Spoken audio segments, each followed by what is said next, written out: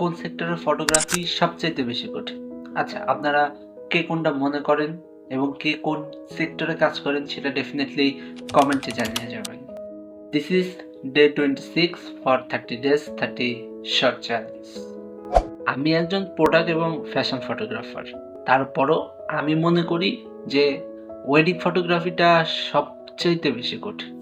কেননা ওয়েডিং অনেক প্ল্যান করতে হয়, কারণ সেখানে অনেক কম সময় থাকে এবং তাদের ড্রেস আপ সম্পর্কে এবং আমার ক্যামেরা সেট আপ সম্পর্কে, আমি কেমন শ্যুট নেব, ক্যান্ডেল শ্যুট নাকি অন্যান্য শ্যুট, কেমন শ্যুট নেব সেটার প্ল্যানটা আগে থেকেই করতে হয়। তার উপর সময় অনেক কম থাকে। আবার দুইটা মানুষের স্পেশাল দিনে স্পেশাল মোমেন্টগুলো খুব সুন্দর করে ক্রিয়েট করতে হয়।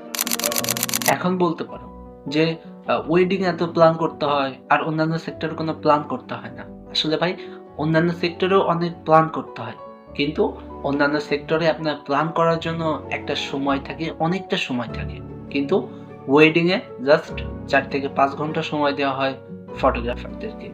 আমি এমনও ওয়েডিং করছি যেখানে আমাকে 1 থেকে 1.5 ঘন্টাও সময় দিয়েছে। আমি ওয়েডিং অনেক কমই করেছি, তারপরেও আমি যে কটা ওয়েডিংয়ে গেছি সেখানে অনেক কম সময় পাইছি। তাই ভাই, ওয়েডিং জিনিসটা আসলেই খুব টাফ।